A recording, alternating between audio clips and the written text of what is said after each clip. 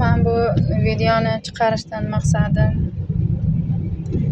o'rtoqlar, ota-onalar, qizi borlar birinchi o'rinda qizlaringni erga berayotganlaringda iltimos haqiqiy erkakka, o'g'il bolaga erga beringlar. Hozir ko'p erkaklar ayol minaz bo'lib ketyapti. Ayoldan battar bo'lib ketyapti, qo'pol bo'lsa ham.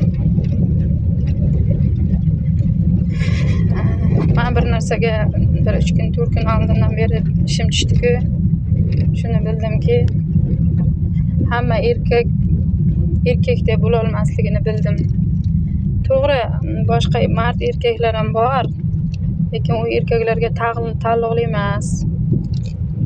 Mard erkak nomard shunaqa ayollar sifatida erkaklarga bu gap tegishli. Shuning uchun iltimos, qizlaringni erga berguncha faqat o'ylab, ko'rib, mard erkakka beringlar. Mayli, undan ko'ra ersiz yurgan yaxshi, qo'pol bo'lsa ham bir 2 3 4 ta bolani tug'diradi, qaramaydi. Ayollar xorizor bo'lib ketib, buzilish nimadan bo'lyapti bilayapmi ayollarni? Ana shundan bo'lyapti. Erkaklar qaramaydi, tug'diradi ayollarga, bolalariga qaramaydi. Shu buzuqqa bergan mehrni, buzuqqa qaragan shu pullarini, olib bergan narsasini o'zining ayoliga ham olib bersa, agar buzuqdan ham chiroyli bo'ladi. Buzuqdan ham yaxshi ayol bo'ladi u. Shuning uchun shu videoni chiqarishga qaror qildim. Iltimos, qizlaringni erga berayotganda o'ylab, uni oilasini surishtiringlar. Hech qachon chiroyiga uchib bermanglar qizlaringni erga. Ertaga ayoldan battar erkaklar bor. Xotinlarni xor-zor qilib qo'yapti.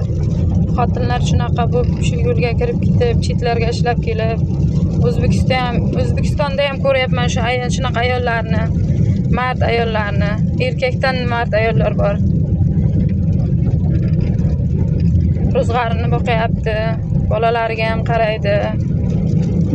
Nomard erkaklar ko'payib ketgan. Qo'sh tirnoq ostidagi erkaklar, faqat hamma erkaklar o'ziga olmasin videoni. Faqat men shu nomard erkaklarga bag'ishlab shu videoni olyapman.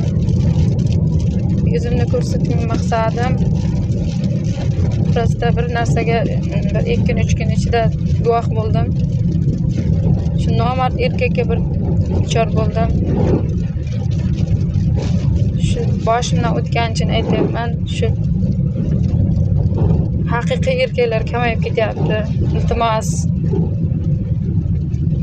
qizlaringni erga berayotganda o'ylab, ko'rib, mayli u kambag'al bo'lsin, faqat mard bo'lsin, xotiniga qarasin. Ko'p yedirmasin, lekin qarasin ro'zg'ariga.